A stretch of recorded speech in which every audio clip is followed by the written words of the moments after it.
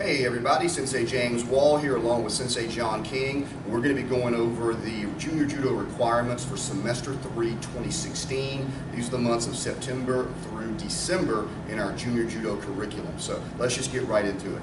We're going to start with the throwing techniques for this semester. First one is Seoi Otoshi, the drop knee shoulder throw. So we're going to start with our standard judo grip. I've got my right foot forward. My opponent either has his right foot forward or standing in a neutral stance.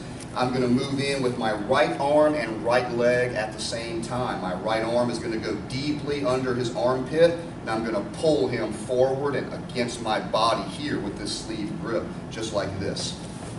Now my left leg steps back so that the back of my body is in direct contact with the front of his body, like this. And notice that my head is leaning forward. We don't want our chin to come up and our head to go back at this point of the throw. It's easy for him to throw me backwards if that occurs. So we keep a constant pull forward and keep our head and chin down. Now I'm going to drop to both knees, and I really want to get underneath him as much as possible. Pull forward, down, and then twist like I'm trying to find my toes. So I pull down and twist for the finish. So let's see that again, straight through without the talking.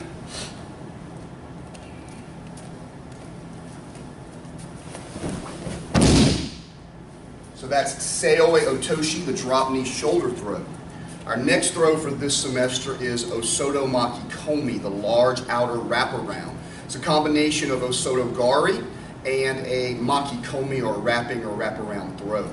So the way we generally see this done, or the way we drill for it for competition purposes, is if I have an opponent who is in the habit of bending over slightly, we call that hipping out, trying to keep his hips back away from me. So if I can see over the top of his shoulder, it's a good opportunity. My right arm can shoot over his shoulder, and I can grab his belt and pull him tightly into my armpit here. Now my right heel comes up, and I want to hook it right behind his knee. Tuck my head, and then take a series of small hops until my support foot is even with his leg or slightly behind it. Now I'm going to kick his leg out while I also wrap my upper body like this. Kick and wrap. Here. Let's see that again.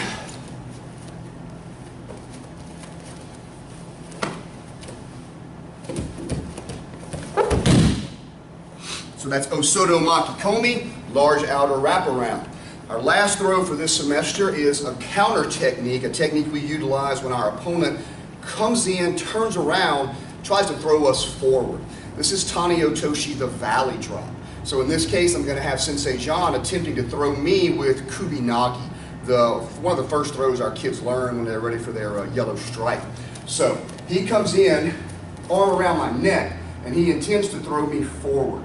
What I want to do is catch him as he's coming toward me, before he has completely turned and started pulling me forward. If I wait until now, it's going to be too late.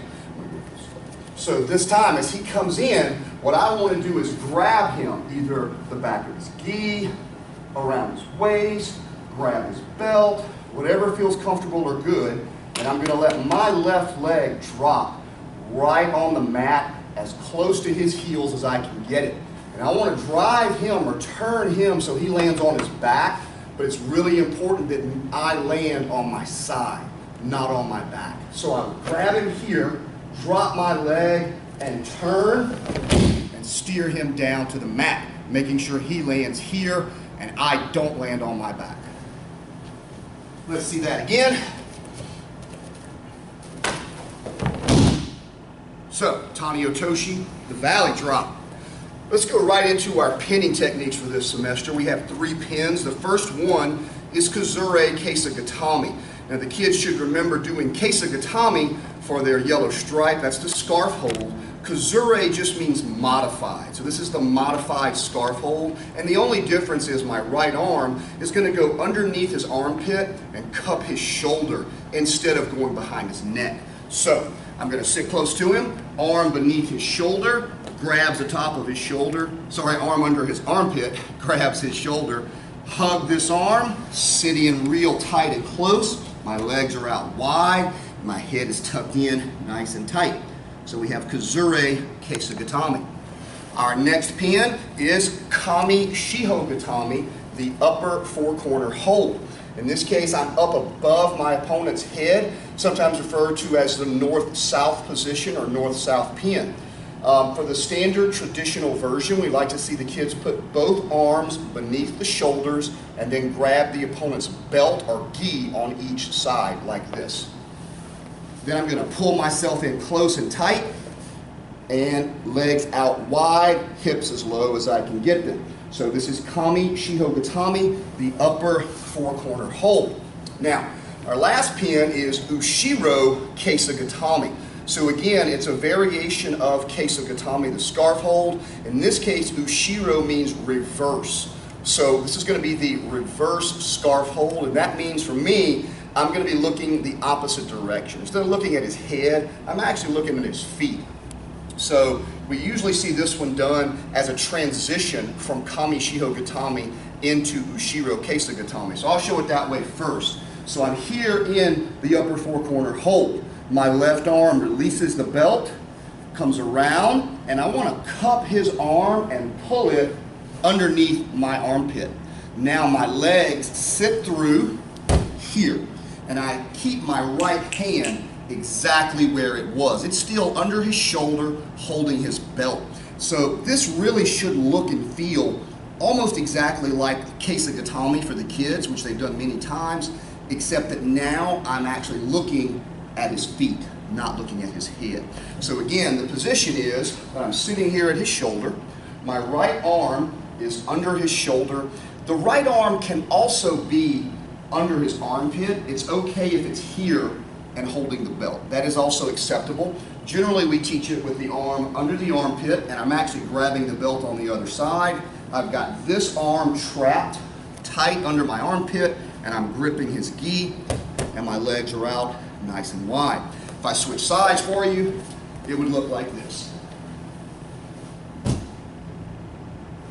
All right, so those are our three pinning techniques. I'm going to have Sensei John pin me, and I'm going to go over the escapes for those real quick. Let's start with Kazure Keisugatami, the modified scarf hold.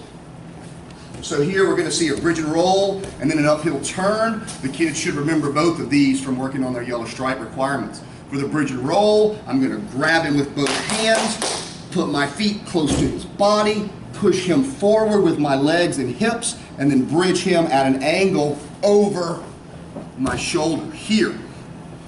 For the uphill turn, once he's in position, I'll take this hand and I'll start to drive his head down toward the mat. And it's important I snap and try to pull this hand free if possible. So as I'm pushing him down, I make a fast turning and snapping motion. Now I have enough slack. I can get my knees on the mat. I can sit up, and then I can again counterattack him, turn him over, pin him, whatever I need to do. Kami Shihogatami, the upper four-corner hold. We're doing a double bridge and roll. So once he has me in this pin, what I'm going to do first is take my hands, grab him by the belt or the gi, and I want to pull him as close to me as possible. I want to have his center and my center as tight as I can get it. I'm going to take both of my legs, I'm going to throw them way over here, and then I'm going to try to bridge him that way. Now, this might succeed. So if I succeed in lifting with my legs, pushing with my arms like this, then I would just turn him all the way over. That would be a single bridge.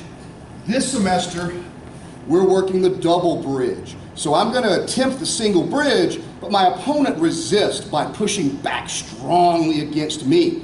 What I'm going to do in response to that is change my legs to the other side as fast as I can and then bridge him in the way he's already pushing, like this. I go here, he pushes the other way, so I switch and push in the opposite direction. So in effect, I'm using his energy, his force, his momentum against him to execute the double bridge and roll.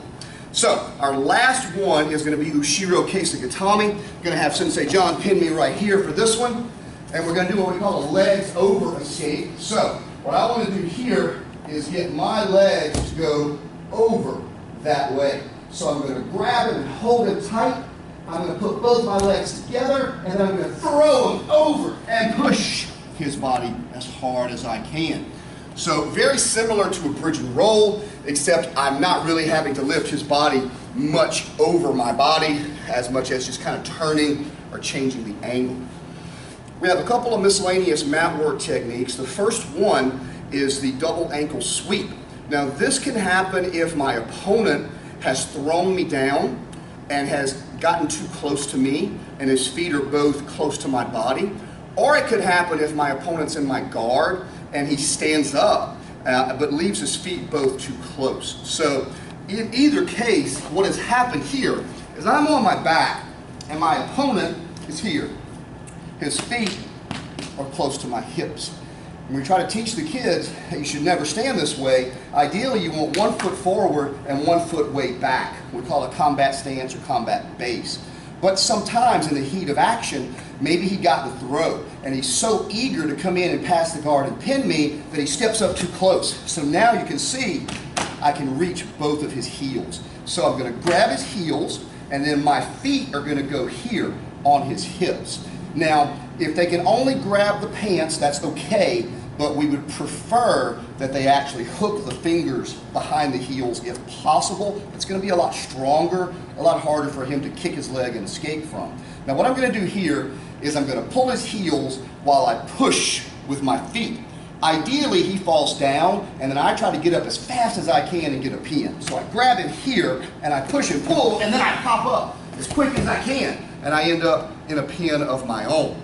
Now the worst case scenario is maybe it takes me a little too long to get up and he's able to catch me in his guard again and then I have to try to fight to pass his guard, but at least now I'm not on my back, not in quite as much danger as I was in before.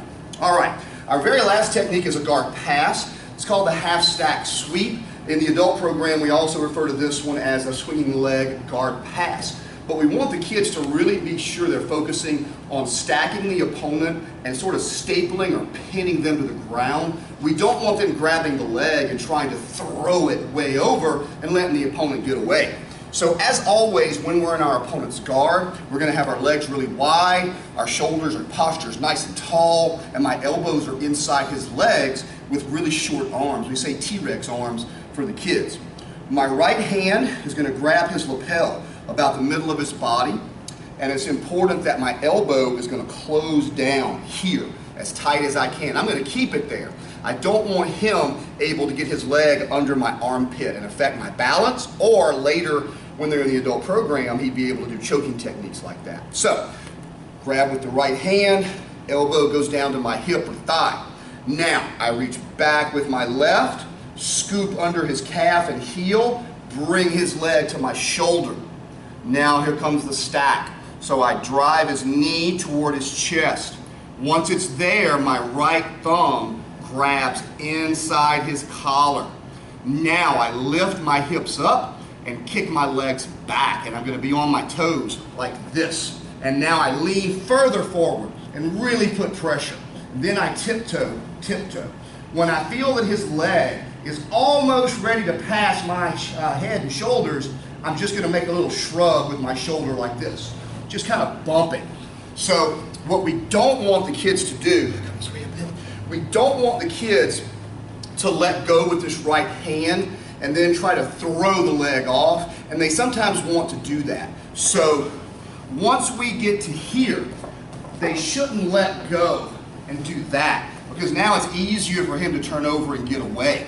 We want them to keep this grip and just shrug their shoulder to bump that across. So here, here, stack them up, thumb inside, put some pressure, step, step, boom. And then we're able to go into any of the pins that we like, maybe our Kazure Kesagatami.